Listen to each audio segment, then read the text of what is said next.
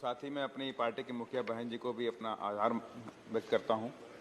मान्यवर बिल के बारे में मेरा ये कहना है, मान्यवर जब दुनिया के तमाम देश अपने अपने रिसोर्सेज को बचाने के लिए आगे आए तो रियो समिट में CBD convention of biological diversity पे हमने साइन किया 1992 में, और उसके बाद स्वर्गीय अटल बिहारी वाजपेयी जी की सरकार में 2002 में अपने बायोलॉजिकल रिसोर्सेज को बचाने के लिए ये बिल लेकर के आए और उसमें तमाम तरह के प्रावधान किए गए कि किस तरह से हमें बायोलॉजिकल जो रिसोर्सेज है उसका सस्टेनेबल यूज़ किया जाए। इनका पूरी तरह से दोहन नहीं होना चाहिए कि इन द फ्यूचर हमारे पास कोई भी इस तरह की बात बचे ही ना कि हमारे सारे रिसोर्सेज खत्म हो जाएं। उसको लेकर के ये बिल लेकर के आए और उसमें तमाम तरह के प्रावधान भी थे कि इसमें रिसर्च भी की जाएगी और इनका कमर्शियल यूज़ भी किया जाएगा, लेकिन एक लिमिटेड स्तर तक, कि हमें कोई भी हमारा जो बायोलॉजिकल रिसोर्सेज है वो डिस्ट्रॉय नहीं होना चाहिए।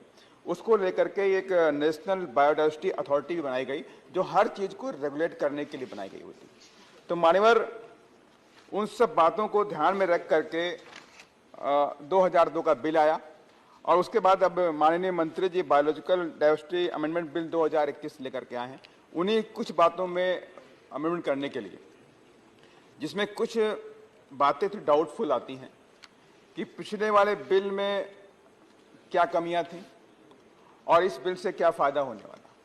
लेकिन मैं इतना जरूर कहना चाहता हूं कि अगर हम इंडियन फॉरेस्ट पॉलिसी 1988 को देखें तो उस 1988 की जो पॉलिसी वो कहती है कि 33% जियोग्राफिकल एरिया में हमारे पास फॉरेस्ट होना चाहिए। लेकिन आज की डेट में हम जब बायोलॉजिकल रिसोर्स की बात कर रहे हैं तो उस पर ये डिपेंड करता है कि हमारे पास कितना फॉरेस्ट है। आज की सिचुएशन ये है कि हमारे पास 21% जियोग्राफिकल एरिया में फॉरेस्ट है, अगर सारी चीज़ को मिला लें 24% है। तो इसके मतलब है हमारे पास बहुत बड़ी बहुतायत में हमारे पास बायोलॉजिकल रिसोर्सेज नहीं है। तो अगर हम इसमें कई सारी चीज़ों का प्रोविजन जो पहले था उनमें ढील देंगे तो इसके मतलब है कहीं ना कहीं से कमर्शियल यूज़ बहुत तेज़ी से होगा। बड़ी बड़ी